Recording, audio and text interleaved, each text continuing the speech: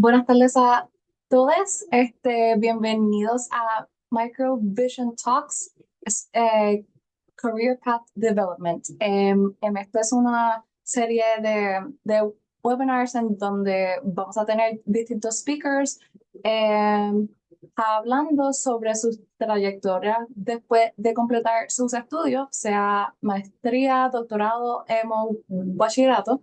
Y pues en donde se encuentran ahora, fuera de lo que es el, sec- el sector académico. Hoy tenemos a la doctora Luz Cumba García, eh, pues para que sepan un poco sobre ella, la doctora Luz Cumba García posee un doctorado en inmunología y es una destacada comunicadora científica y asesora en política pública.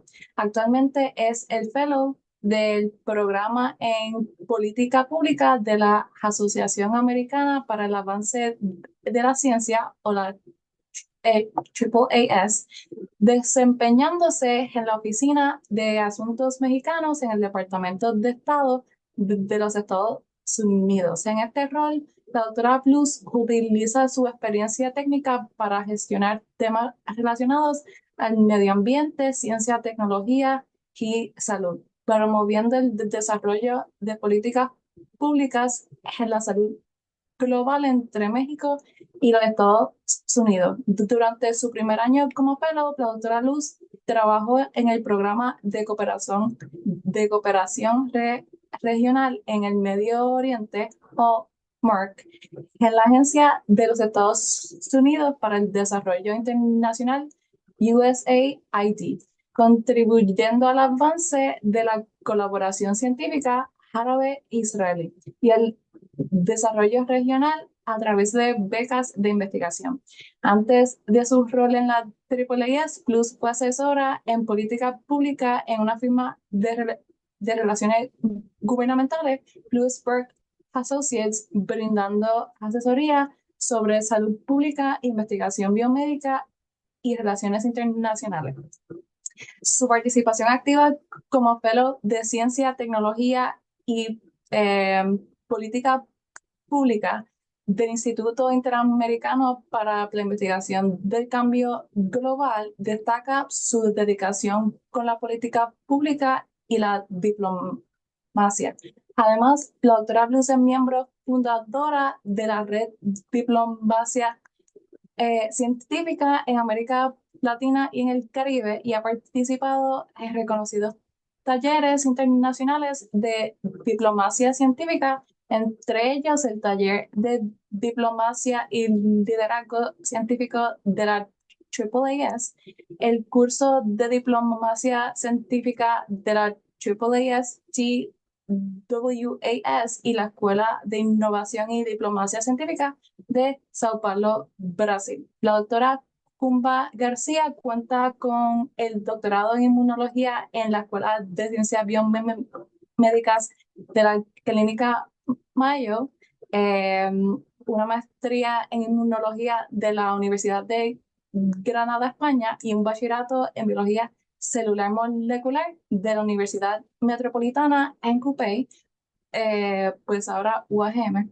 Eh, Oriunda de San Juan, Puerto Rico, la doctora Luz se dedica a la promoción de la comunicación científica y la participación comunitaria en la ciencia, así como el fortalecimiento de políticas públicas fundamentadas en evidencia científica. Y ahora la dejamos para su talk, The Role of Science Communication in the Creation of Evidence-Informed Public Policies. Muchas gracias por esa introducción y muchas gracias a todos por unirse. Veo muchos nombres conocidos en la pantalla, así que muchas gracias por tomar de su tiempo. Voy a compartir pantalla rapidito. Ok, la pueden ver completa, ¿verdad? Sí, Sí. Sí, ok, perfecto. Bueno, los slides están en inglés, pero voy a estar hablando en español. Me avisan si alguien no entiende algo, con gusto se lo traducimos rapidito.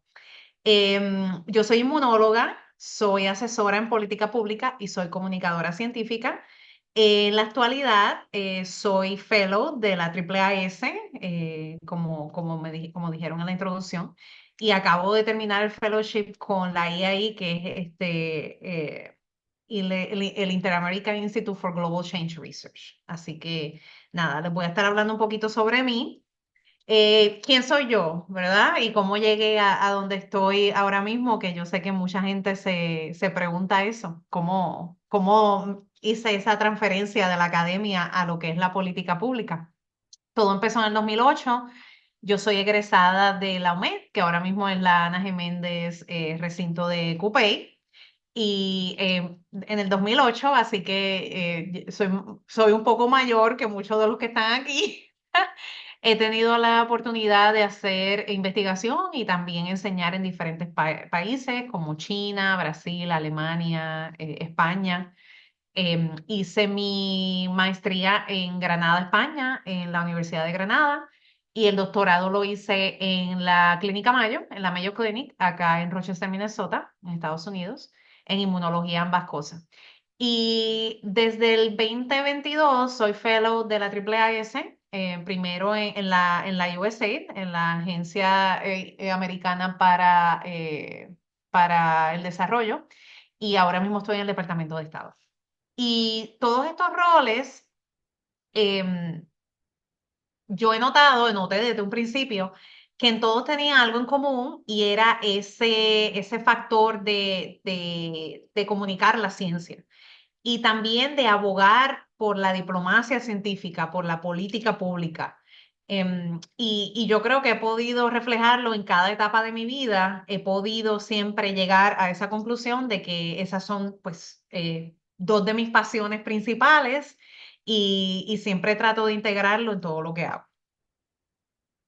Es bien importante, y esto es para todo el mundo, preparar a los científicos para la diplomacia científica y para la política pública. Es bien importante. Los ciudadanos, los constituyentes, tienen unos derechos, ¿verdad? De saber exactamente qué es lo que se está haciendo con su dinero, con sus impuestos.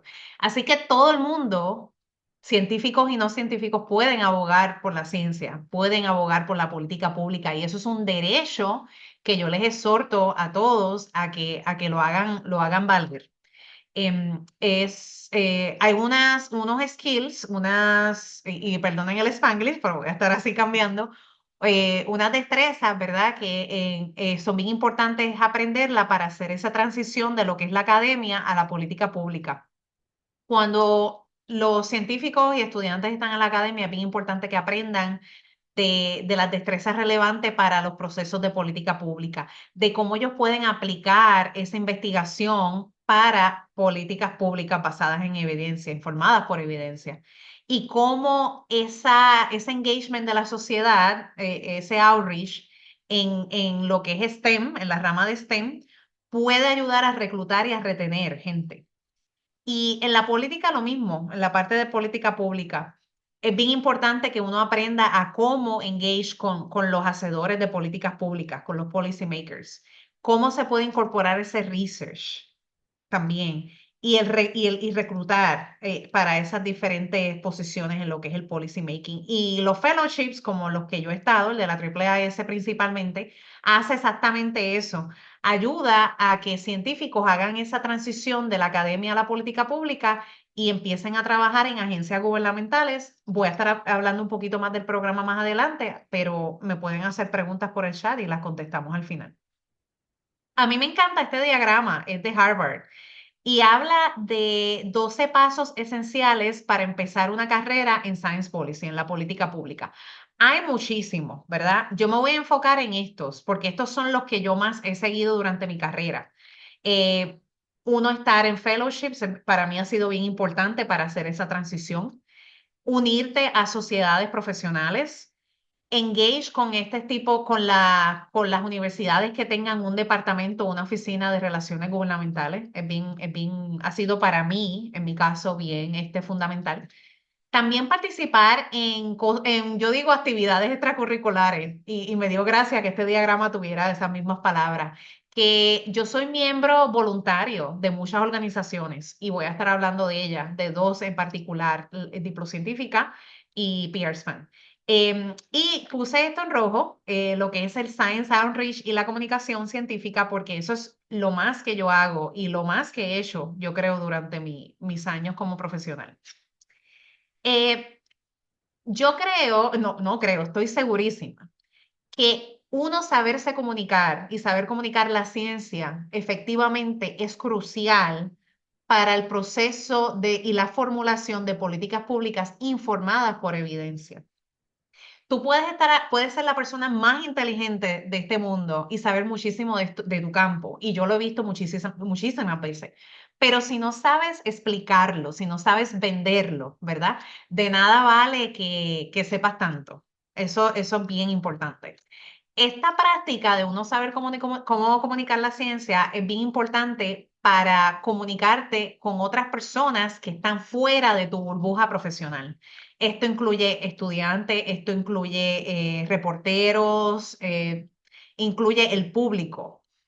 Y es como un loop, es una cadena, como pueden ver, me gusta mucho este diagrama, es de un blog de Science Communication, de cómo los policy makers afectan lo que son las noticias, cómo los reporteros afectan. Es como un proceso que es un loop todo el tiempo, que uno va como que feeding, se va alimentando del otro. Y esto al final va a afectar la sociedad, va a afectar las instituciones. Es un loop todo el tiempo. Y pues, y esto lo vimos en la pandemia, la imagen en la parte de abajo, que todas las películas de desastre empiezan con el gobierno ignorando a un científico, ¿verdad? Si ven todas las películas de los zombies, del zombie apocalypse, de todas esas cosas, es bien importante. Y yo, cuando yo doy charlas, no simplemente doy charlas para enseñarle a los estudiantes cómo, a los científicos, cómo comunicarse con diplomáticos y hacedores de políticas públicas, también es viceversa, porque acuérdense que es un loop cómo estos hacedores de políticas públicas pueden comunicarse con los científicos, porque es de parte y parte, no es de una sola parte nada. Les quiero proveer algunos tips para comunicarse efectivamente, y esto aplica tanto cuando estás trabajando en la academia como cuando estás trabajando en política pública, en diplomacia científica, en cualquier cosa. Hay que saber cómo comunicar el mensaje de una manera que sea fácil de entender. Y para uno hacer eso, tú tienes que saber cuál es tu objetivo. ¿Quieres informar? ¿Quieres educar? ¿Quieres persuadir? ¿Quieres convencer? ¿Quieres inspirar? ¿Qué es lo que tú quieres hacer? Segundo, hay que entender quién es tu audiencia, sus metas, sus objetivos, la demografía, de dónde vienen. Todos nosotros somos latinos, pues por eso esta presentación está en español, ¿verdad? En muchos ejemplos ustedes van a estar familiarizados con ello. ¿Cuáles son los valores, los intereses, lo que les afecta, lo que les preocupa? Estás hablando con estudiantes, con el público, con científicos, eso es bien importante entenderlo. También, ¿cuál es el mensaje que tú quieres proveer? ¿Qué es lo que quieres decir? Por qué es importante? ¿Y qué es lo que tú quieres que la audiencia recuerde cuando terminen de escuchar? Eso es bien importante.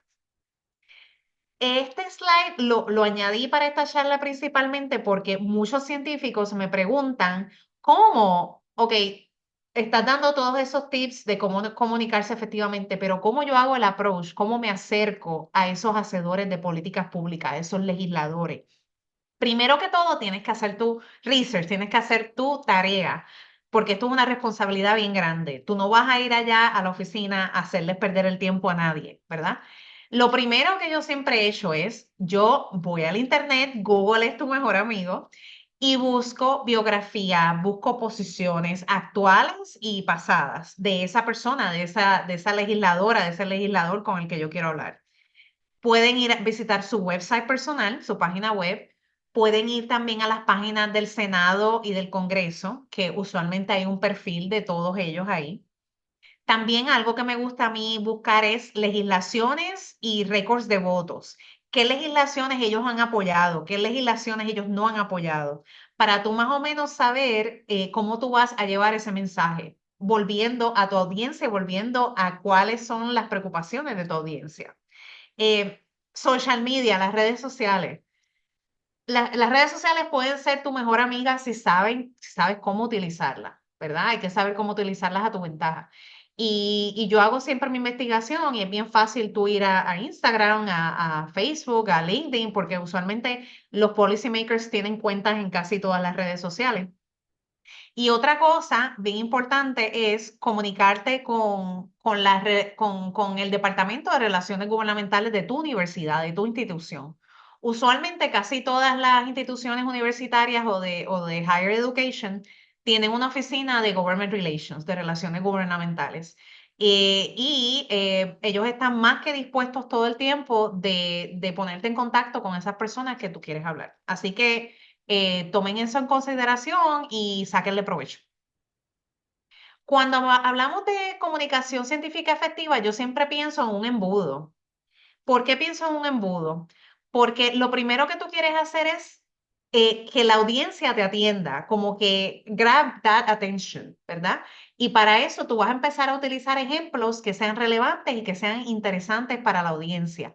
Lo primero que yo hice que cuando empecé a hablar fue hablar sobre mí, ¿verdad? Y para ver si ustedes o algunos de ustedes se veían reflejados en mi carrera o en algo que ustedes quisieran hacer. Siempre yo empiezo las charlas de esa manera para tratar de crear ese rapport entre mi persona y la audiencia.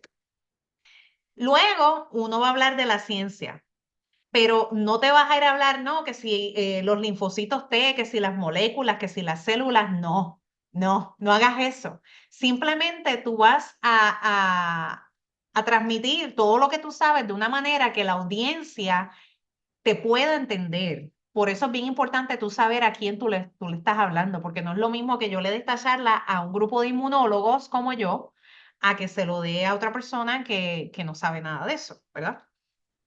Y al final, el so what. ¿Por qué tú quieres que la gente se interese en tu proyecto o en lo que tú quieres llevarles? ¿Cuál es el bigger picture?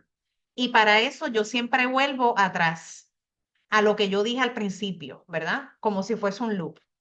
¿Cuál es el bigger picture y por qué es importante que tú me prestes atención en este tema en particular? Y aquí les tengo un ejemplo que me gustó mucho de un taller, porque yo me considero una estudiante forever. Siempre estoy tomando talleres y capacitaciones de liderazgo, de comunicación, de diferentes cosas. Y me gustó mucho este ejemplo de un Government Relations, de una oficina de relaciones gubernamentales de la asociación AGU. Ok, por ejemplo, este párrafo.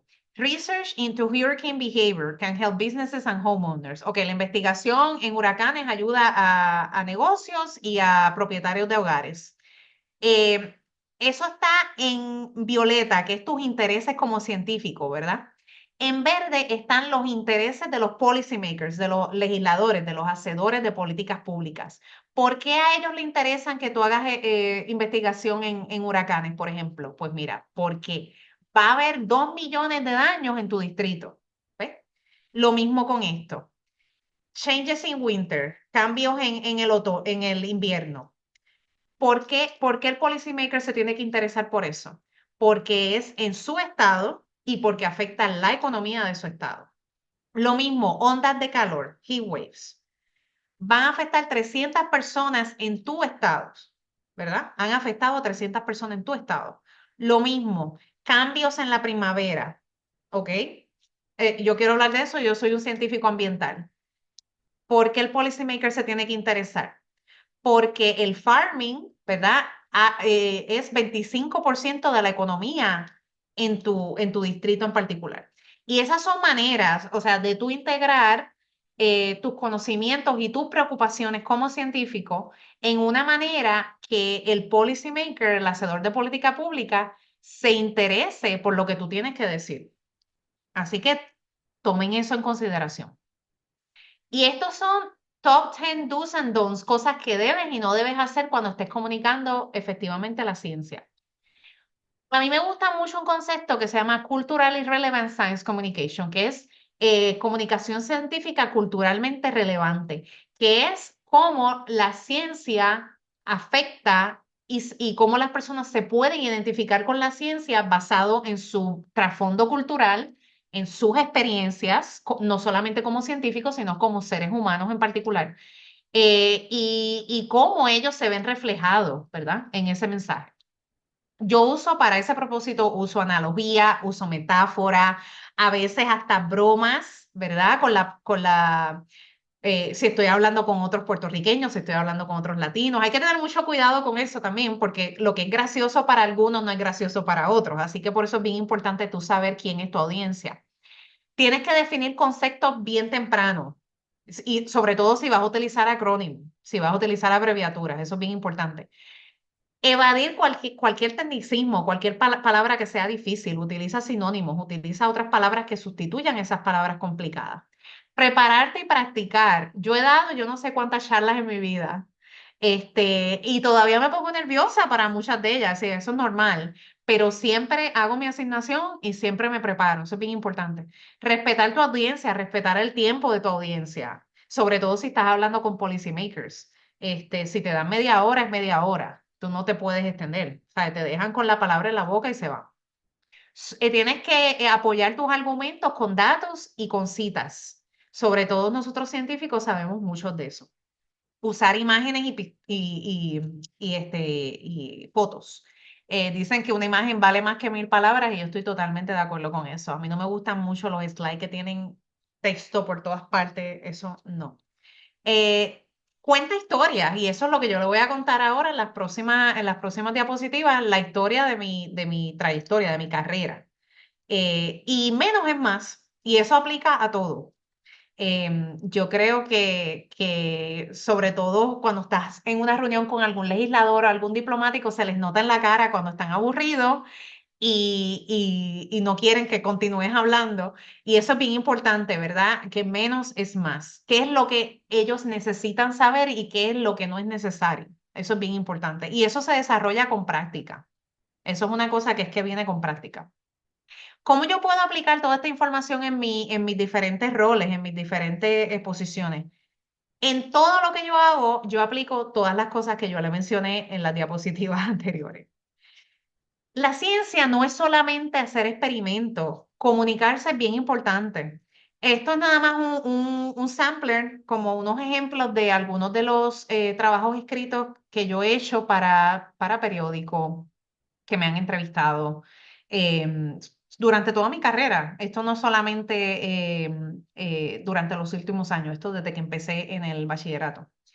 Pero la cuestión estuvo en esteroides durante la pandemia. Todo empezó con un artículo que escribí, que es este que está aquí en el medio. Me parece, sí, ese. Yo lo escribí para El Nuevo Día, el periódico principal de Puerto Rico, para los que no sepan. Y fue una colaboración con la organización sin fines de lucro Ciencia Puerto Rico. Y eso desató una cadena. Eso me empezaron a llamar de radio, de televisión, de podcast, de todas partes, que yo jamás pensé, porque esa no fue la idea, ¿verdad? Que eso iba a suceder. Recibí varias nominaciones para este premio del Union of Concerned Scientists, que se llama Science Defenders. Y eso es para que ustedes vean que aunque uno no lo sepa, siempre hay alguien que te está mirando, así que uno tiene que andar siempre derechito. Y varias personas me nominaron para ese premio, que no, nuevamente no era algo que yo estaba buscando.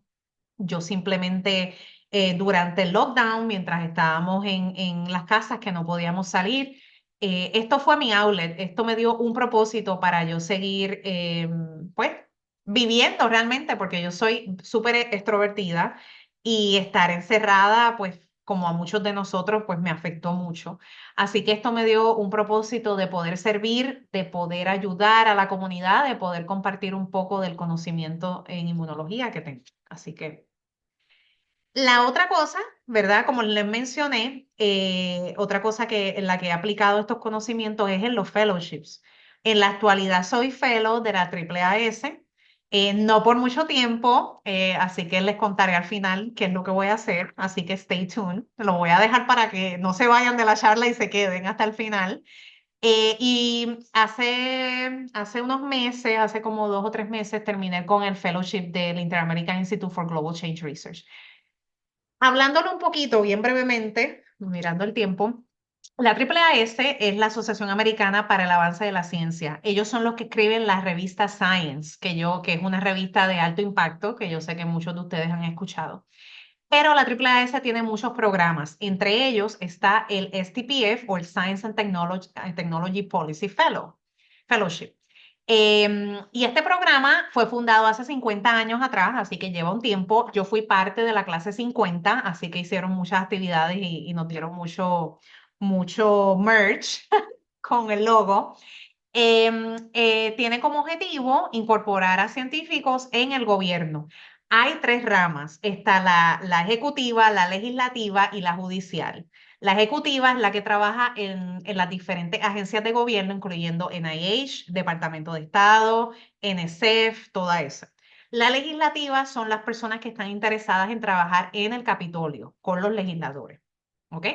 Y la judicial son los que quieren trabajar en la Corte Suprema con otras cosas diferentes, ¿verdad? Lo que es más bien con la ley. Yo estoy en la ejecutiva, así fue como empecé en USAID y ahora en el Departamento de Estado. Este otro fellowship, el de STEP, es homólogo al de la AAAS, al que acabo de describir, pero este está enfocado en Latinoamérica y el Caribe. Ese es en eso es lo que se diferencian. Mi appointment principal era con la AAAS, pero yo tenía un sub-appointment con el STEP Fellowship, como otro appointment con ellos. E hice un montón de cosas, voy a estar hablando un poquito de eso más adelante, pero estos son dos avenidas, hay muchísimos fellowships, estos no son los únicos dos. AAAS, el de la AAAS es uno de los más famosos, claro, y de los más prestigiosos, pero hay diferentes organizaciones científicas que tienen fellowships. Cuando terminemos en la parte de Q&A, voy a compartirles un enlace que tiene un montón de fellowship de diferentes organizaciones por si les interesa solicitar alguna de ellas. Lo que estuve haciendo como fellow el primer año en USAID fue trabajando en el Oriente Medio. Esto fue una experiencia tremenda. Aquí estoy con el embajador de Estados Unidos en Israel. Esto fue en Jordania. No, perdón, esto fue en Israel, en la costa, casi llegando a Jordania. Y ahí estuvimos haciendo unas visitas para que él viera en qué nosotros estábamos dando estos fondos. Para que tengan una idea, este programa MERC es un programa que da becas de investigación a científicos árabes e israelíes con la condición de que ellos tienen que colaborar entre sí. Por ejemplo, un científico egipcio con uno de Jordania, uno marroquí con uno de Israel. Esa es la condición, no pueden venir del mismo país. Así que este programa, aunque es un programa académico, es un instrumento de diplomacia y de estabilidad política, porque como ustedes muy bien saben, el Oriente Medio es una región bien conflictiva, todo lo que está pasando ahora mismo, así que esto es un instrumento para que ellos se hablen entre sí. Y es una pena todo lo que está pasando porque he escuchado de muchos casos, de muchos científicos que conocí personalmente cuando trabajaba en este programa, que han tenido familiares secuestrados por Hamas, que han tenido que dejar de investigar porque su universidad no quiere que investiguen por ejemplo, una universidad de Palestina no puede ya investigar con una de Israel, por ejemplo. Así que ha sido una situación bien triste, pero esto es para que ustedes tengan una idea de todas las cosas que se pueden hacer como un fellow. Y tuve la oportunidad de viajar muchísimo. Estuve por Jordania, que hay fotos de Petra, que es una de las maravillas del mundo, que es precioso. Esto fue en Jerusalén, en la Vía Dolorosa. Esto es el Mar Rojo, entre Israel y Jordania. Y algo que yo aprendí aquí cuando fui fellow fue la importancia de navegar abogacía multicultural y diplomacia. ¿Y qué es eso? Comunicación intercultural, ¿qué es eso? Es la capacidad de tú comunicarte con personas que no son de tu cultura. Eso es bien importante. Como ustedes, muchos de ustedes deben saber, la cultura del Oriente Medio es bien distinta a la cultura latinoamericana, a la cultura del Caribe, a la cultura americana, ¿verdad? Es bien diferente. Y no solamente yo me refiero al lenguaje hablado, ¿verdad? Es la manera en que tú te proyectas, la manera en que tú te vistes cuando vas a estos sitios, ¿verdad? Como ustedes pueden ver en la foto, yo estaba bien recatada, ¿sabes? Súper recatada, más de lo que a mí me gusta usualmente. No solamente porque estaba en un professional venue, pero simplemente por las reglas de ese país. Uno siempre tiene que recordar que uno es turista y uno es visitante en ese país. Es bien importante, sobre todo cuando uno quiere llegar a un acuerdo diplomático, que la diplomacia empieza desde que esa persona te ve, desde que tú le das la mano a esa persona, desde mucho antes de reunirse. Y es un proceso ongoing, es un loop todo el tiempo, donde se van a intercambiar mensajes basados en la relación que tú desarrolles con esa persona. Y esto es bien importante y lo quiero enfatizar porque tú no le vas a hablar de la misma manera a una persona del Oriente Medio como tú le hablarías a otra persona puertorriqueña, a otra persona, a alguien de Colombia, ¿sabes? Y eso hay que tenerlo bien en cuenta, que uno sin querer puede ofender por la vestimenta, por lo que uno diga, así que uno tiene que estar bien pendiente de esas cosas. Ahora estoy en la oficina de relaciones internacionales, de relaciones exteriores con México, perdonen, en el Departamento de Estado. Y esta oficina, aquí estamos con el embajador, este señor que está aquí en el medio, es el embajador Salazar, él es el embajador de Estados Unidos en México. Y en esta oficina nosotros coordinamos todo lo que es la política exterior entre México y Estados Unidos. Yo en particular estoy a cargo del portfolio de ciencia, tecnología y salud, particularmente de la parte de salud entre Estados Unidos y México. Y una de las cosas que yo hago es facilitar el proceso de políticas públicas informadas por evidencia en temas de salud, en temas de pandemia. Ahora mismo hay muchas cosas pasando con el Mpox, el screwworm, influenza, ¿verdad? Lo que el público no sabe es que siempre hay un outbreak, siempre hay algo pasando. Lo que pasa es que no llega al nivel de lo que llegó COVID, claro. Y esto es algo que hay que mantenerse monitoreando constantemente, ¿verdad? Y que todo el mundo esté en la misma página, in the same page. Y esa es una de mis labores principales en este rol. Me encanta lo que hago y he tenido la oportunidad de visitar la Casa Blanca, de conocer a muchos embajadores y ha sido un proceso, una trayectoria bien bonita. Empecé aquí en enero, así que tampoco es que llevo tantísimo tiempo, pero ahí estamos. Y el otro fellowship, les dije que iba a volver a eso, el de STEP, que es el enfocado en Latinoamérica y el Caribe. Ahí tuve la oportunidad de visitar Guatemala este año. Estuve dando dos presentaciones. Una de ellas fue hablando de México también. Estuve hablando de comunidades indígenas en Oaxaca y cómo podemos atacar lo que son las pérdidas no económicas, que son las pérdidas que vienen del cambio climático que no se pueden medir con dinero. Por ejemplo, la pérdida de vida, la pérdida de recursos naturales, todas esas cosas. Y estuvimos haciendo un estudio que lo estuve presentando en Guatemala y publicamos un capítulo en un libro, en un compendio sobre eso mismo. Así que nada, también he tenido la oportunidad de viajar como parte de ese programa. Aquí, y puedo hablarlo un poquito más, al final son algunos de los professional developments que yo he tomado, que muchos de ustedes pueden solicitar. Algunos han sido con la AAAS, con la TWAS, que es la The World Academy of Science, el National Science Policy Network, se los recomiendo. Y si tienen alguna duda de estas de estos programas, me dejan saber, porque esto ha sido fundamental para entrenarme en lo que es la política pública y la diplomacia. Quiero enfocarme en este en particular, en el de la ASBMB, que es la American Society for Biochemistry y Molecular Biology. Aquí hice lo que era Multicultural Advocacy at the local level. Aquí estuve trabajando en vacunas y cómo las personas en una comunidad en específico, en la Somalí, en Rochester, Minnesota, por qué ellos no se querían vacunar. Había una legislación que estaba por pasar en ese momento, esto fue en 2017, 2018, no recuerdo, que quería obligar a los padres a vacunar a sus hijos, ¿verdad? Y obviamente esa no es la manera de uno proceder porque uno no quiere obligar a nadie a hacer eso.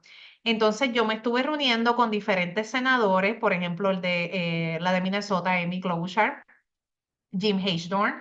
Esta es la alcaldesa de Rochester, Minnesota, que también tuve la oportunidad de conocerla, para ver qué era lo que pasaba con esta comunidad en particular. Y una de las cosas por las cuales ellos no se querían vacunar no era por razones religiosas, era porque ellos pensaban que las vacunas causaban autismo o tenían derivativos del cerdo. Que yo creo que cuando tú tienes una población que sus dudas no son en el tema religioso, es más fácil convencerla. Y lo que yo hice fue comunicarme con los líderes de esa comunidad para ver cómo podíamos proceder, porque estas comunidades, como también muchas de las latinas, se dejan llevar mucho por sus líderes. Y entonces nosotros queríamos ver cómo nosotros podíamos push back este bill, ¿verdad? Em, y así fue que terminé dando charlas para líderes y para la comunidad como inmunóloga, como estudiante de la Clínica Mayo, que eso también ellos lo respetan mucho, lo que es la Clínica Mayo. Y pues utilicé todo ese leverage para poder llevar ese mensaje.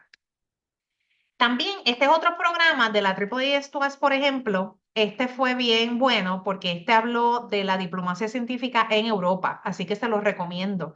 Ellos abren solicitudes todos los años y tienes que solicitar, tienes que enviar ensayos, todas esas cosas. El de Sao Paulo se enfoca en lo que es Latinoamérica, específicamente el sur, ¿verdad? El cono sur de Latinoamérica. Así que también se los recomiendo ese programa. Y este de la National Science Policy Network fue tremendo, porque lo que tiene de especial el Science Policy Scholars es que ellos te pagan un internado de 6 meses, que eso nadie lo hace.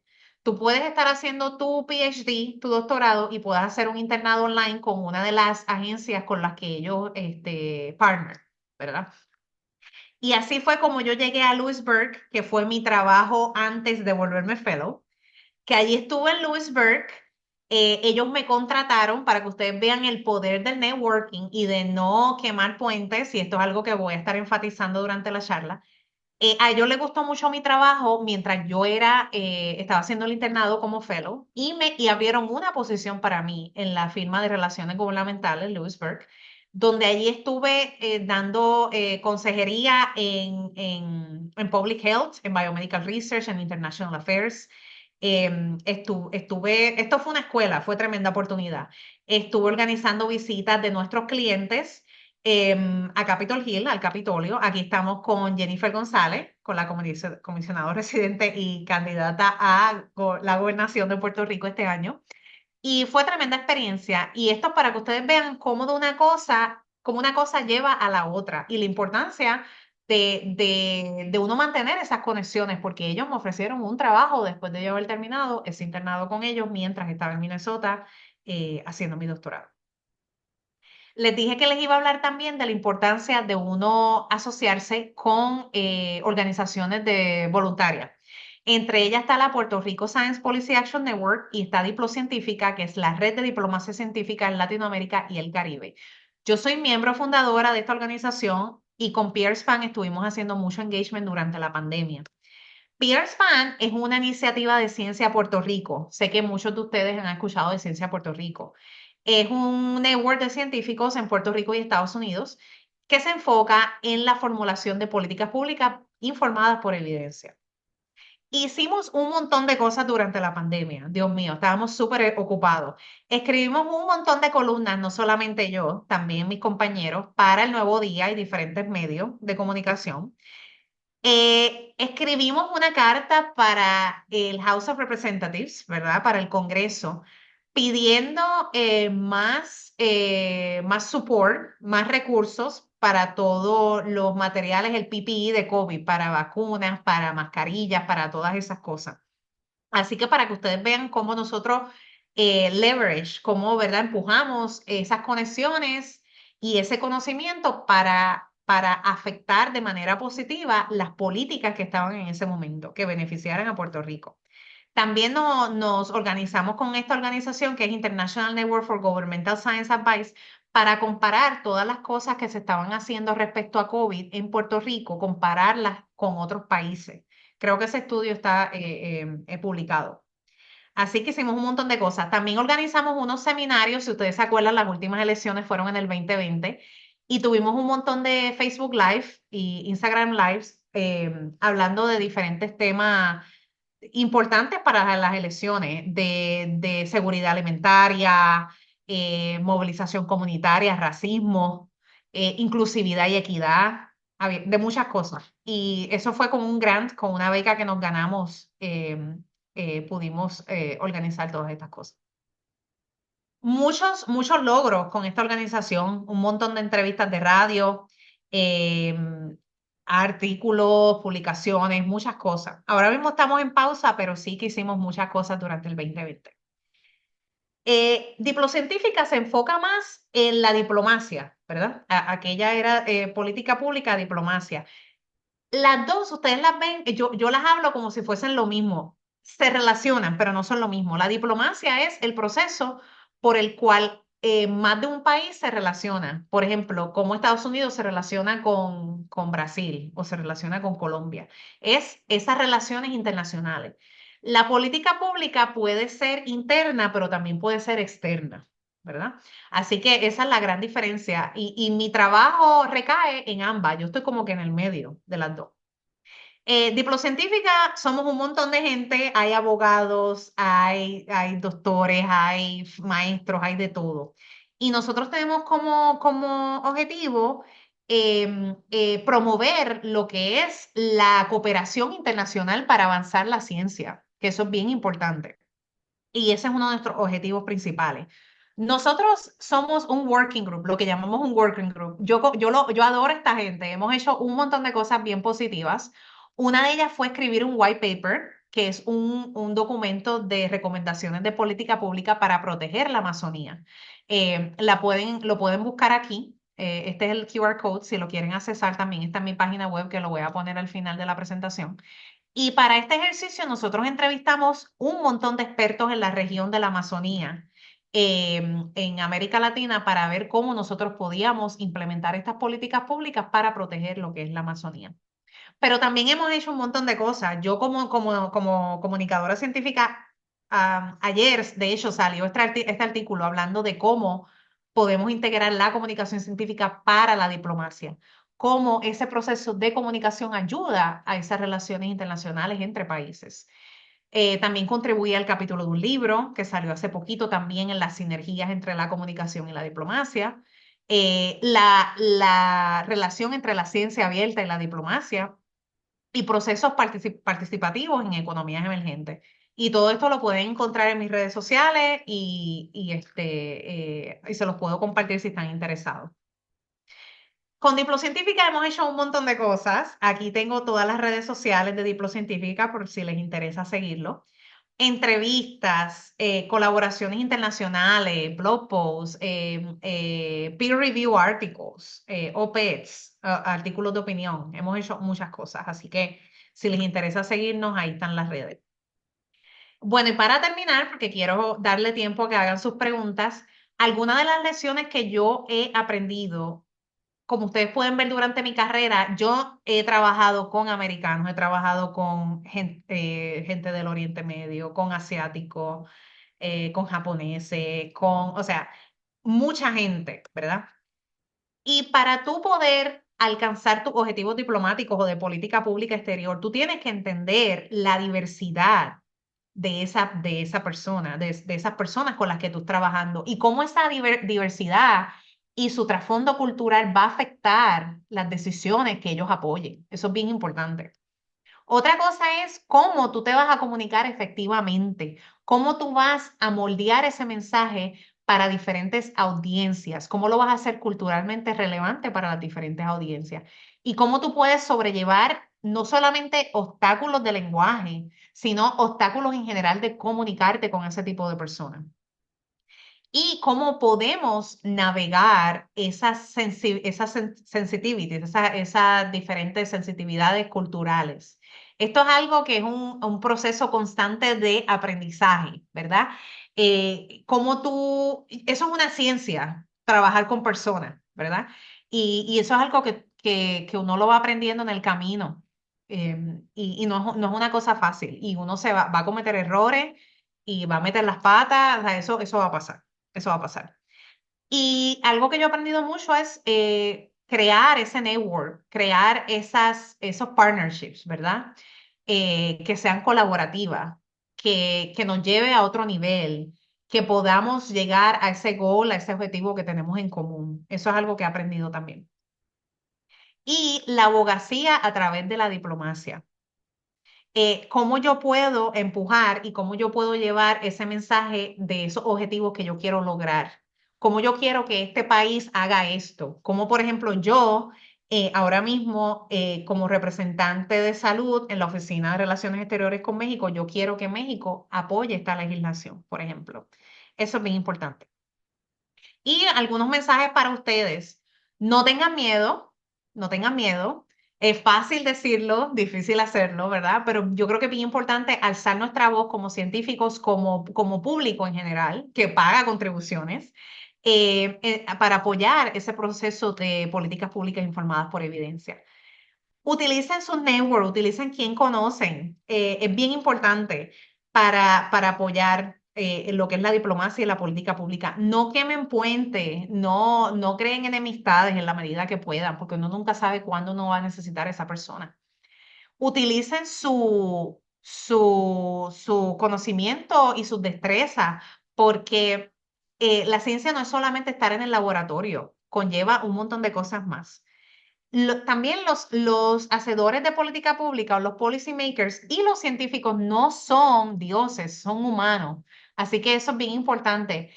Hablen con ellos, prepárense primero, ¿verdad? Ustedes no van a ir allá on prepare, pero prepárense primero. Los expertos son ustedes en la sala, así que no se les olvide eso.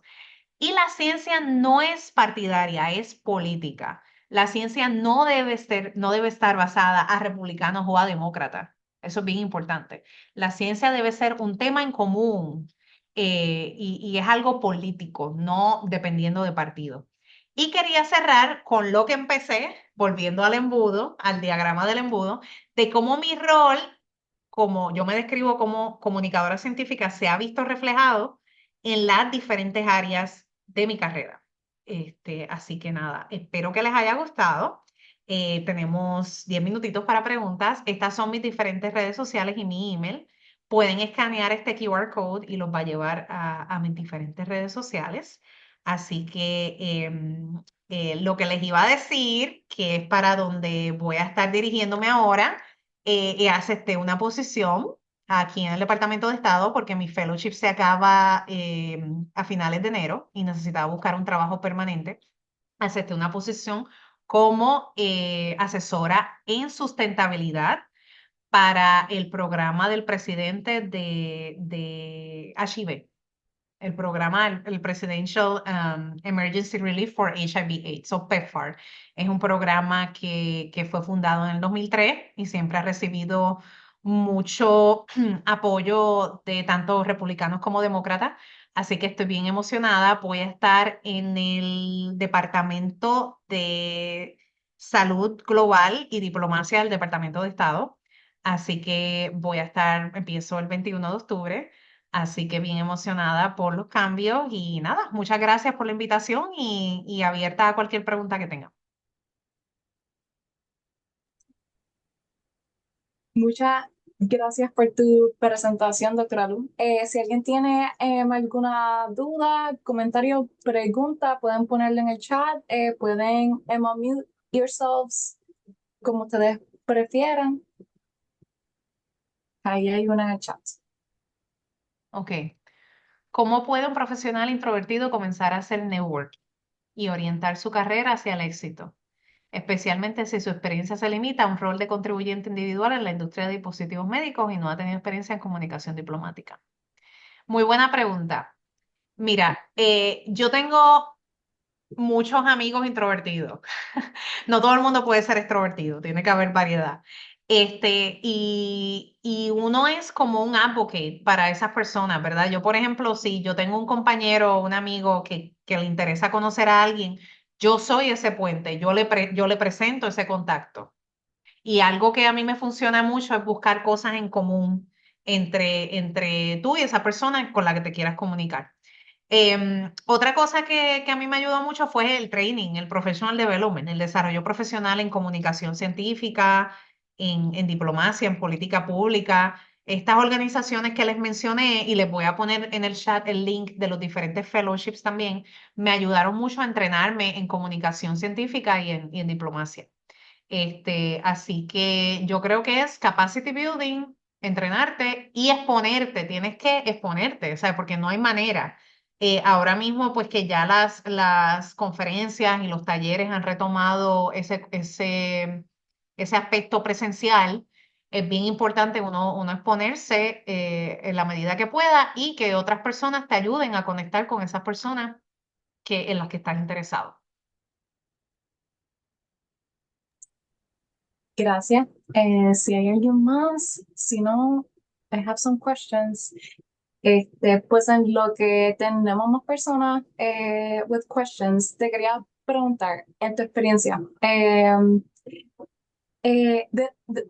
desafortunadamente, pues como bien dijiste en el penúltimo slide, algunas veces ciencia se ve partidista. Ujú. Eh, eh, ¿Qué tú recomiendas pues para los nuevos policies pues que pueden ir surgiendo que en muchas veces no se ve que se hayan consultado con científicos o con doctores o con expertos en el field? Y so, ¿te has topado con pues con policy makers pues que este, no tienen el background, pero pues como quiera empujan those types of policies, science-based Sí. policies? Sí, no, muy buena pregunta. Sí, mira, eso lo vimos durante la pandemia. Eso fue algo que vimos en Estados Unidos, en Puerto Rico, en muchos lugares. Pero hay algo que hay que entender, que a mí me tomó mucho trabajo entenderlo también. Cuando se desarrolla una política pública o se toma una decisión que afecta a todo un país, la ciencia no es lo único que importa, ¿verdad? Uno piensa que como científicos, uno piensa, claro, pero es que todavía el virus está por ahí, tú sabes, ¿cómo van a abrir el comercio? ¿O cómo van a abrir? Pero uno tiene que tomar en cuenta los pequeños negocios, todo lo que se afectó durante la pandemia, porque la economía es bien importante, ¿verdad?